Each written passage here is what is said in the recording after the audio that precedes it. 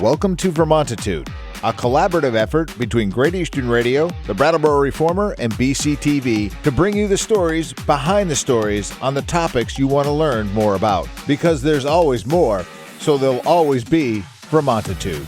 Hosted by me, Peter Fish Case.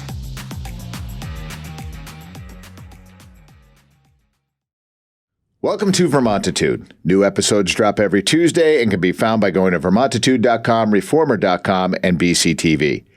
We come to you from our studios at the Innovation Box on Flat Street.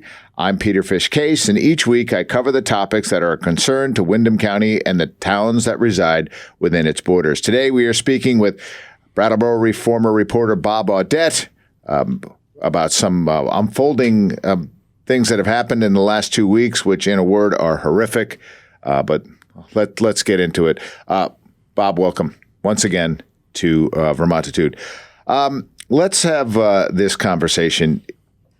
An article had came out that you had wrote that gave us some horrific details about what happened and the what unfolded at Groundworks Shelter last Monday.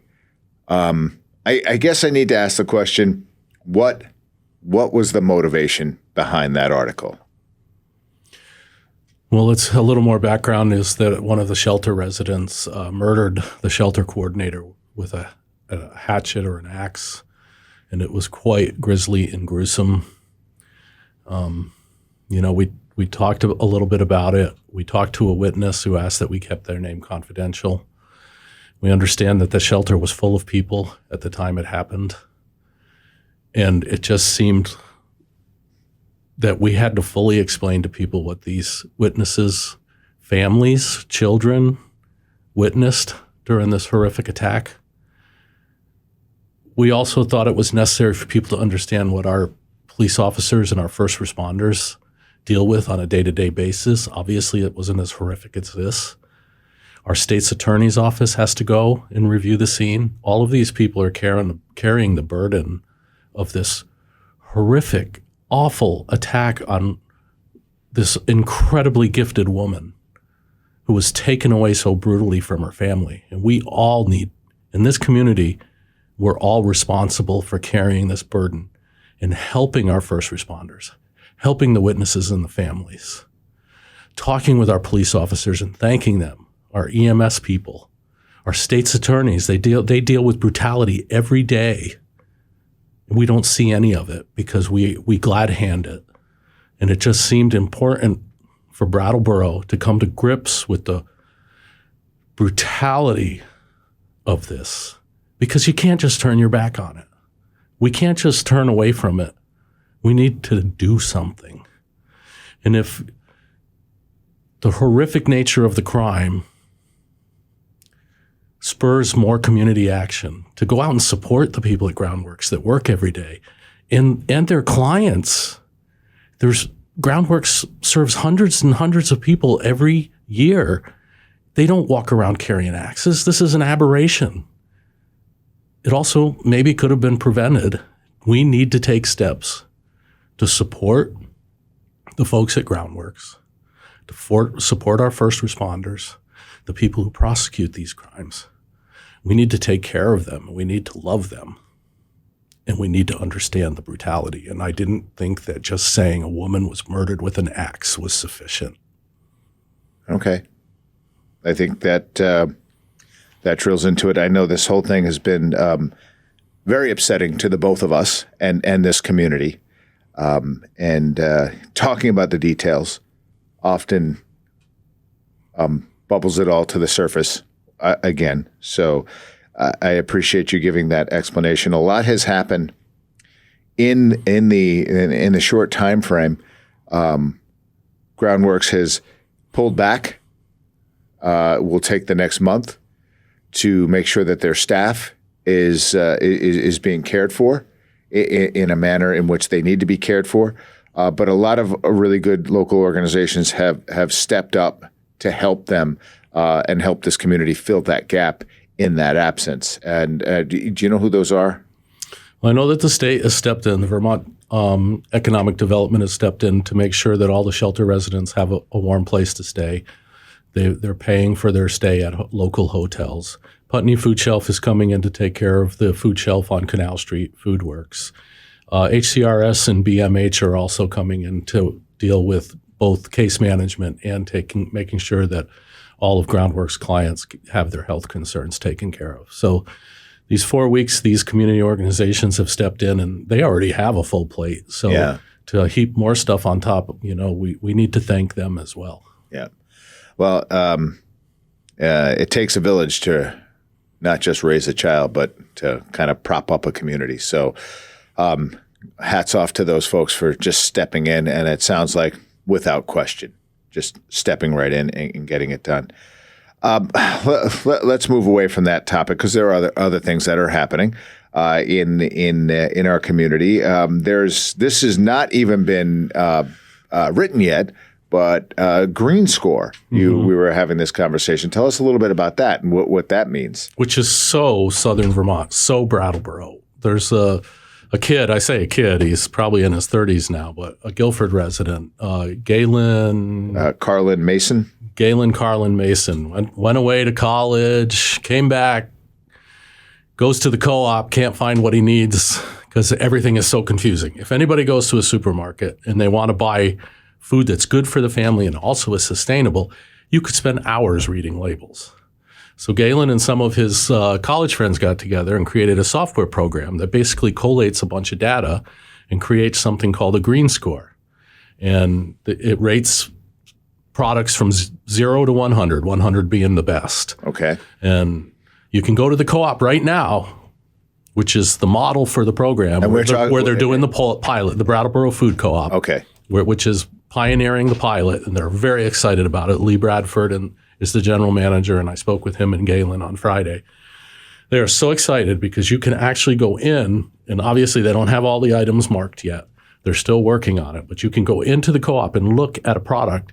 You don't even, if you want to scan it in, you can scan it in and look where Green Score came up with it. But if something's got a green mark on it, you'll see and you'll know. You can rely on that. They have everything is transparent. So if you do the URL and look at, you can find out why they gave it such a high score or such a low score. But if you're like, I trust these folks, this can make your grocery shop so much easier. And it's a wonderful program. They're hoping to expand it to other co-ops, eventually to larger supermarket chains. But right now there's a pilot program. I'd urge everyone to go to the Brattleboro Food Co-op and take a look. It's just outstanding. So is this like an app based for your phone? You can go in and you download the app, Green Score, is that what it's called? You don't even need an app. You just, you do the, what you call that thing there when you the QR codes? Yeah, you can do a QR code and it'll take you right to Green Score and it'll tell you why they rated it this way and graded it this way. You don't even have to do that.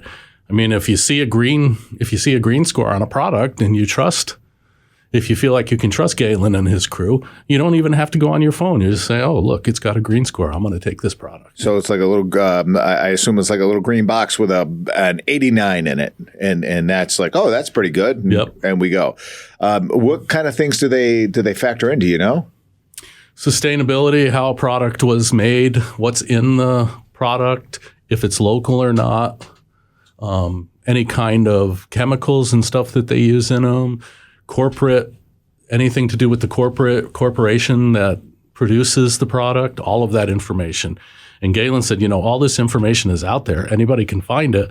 But what happens is a consumer goes in and says, oh, well, where do I find out what Kellogg's corporate procedures are? Where do I find out what they put in their product? How do I find out if they have anything local? There's 3 different searches you have to do. Right. With Green Score, everything's just presented right to you right there. They've collated all that information and everything's there for you. And Galen, local kid.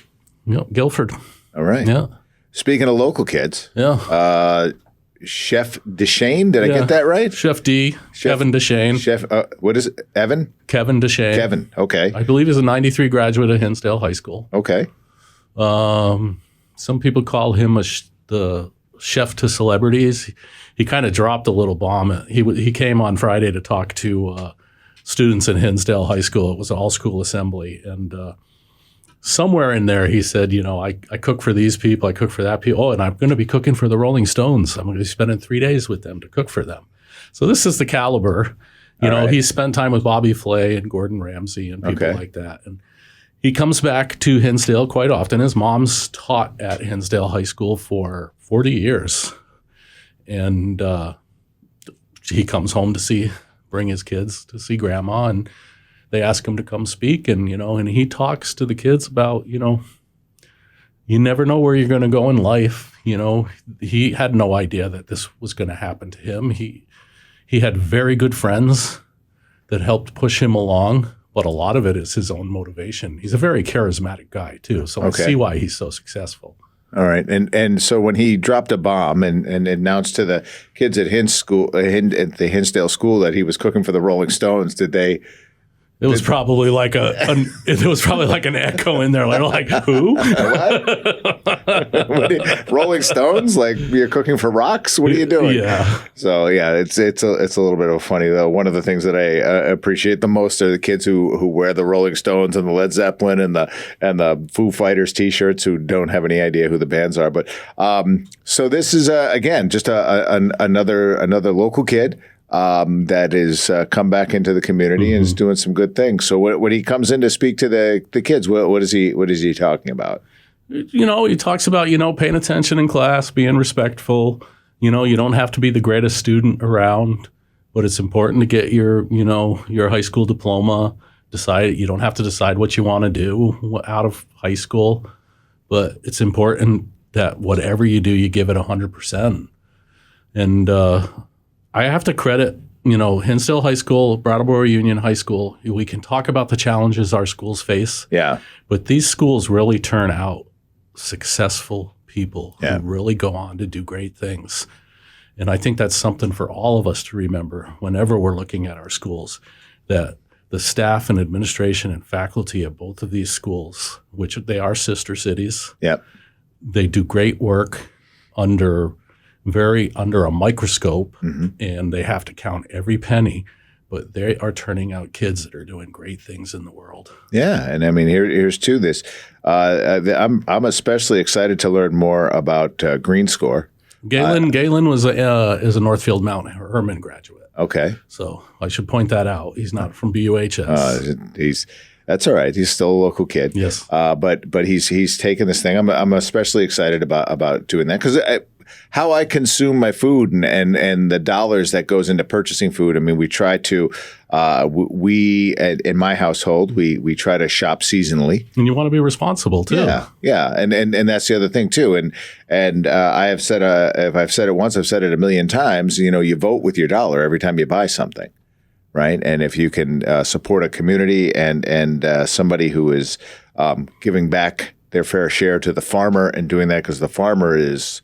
Whew, man, the farmer takes a beating in this country.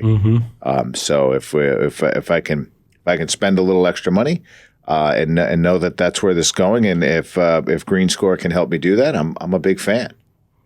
And I'm always a big fan of guys who are coming back into the community just to talk to the kids who have some influence. So that's awesome. It is. All right. Bob, once again, thank you for jumping on Vermontitude today. I know we started heavy, but I think we finished in a good spot. So thank you, sir. Thanks, Peter.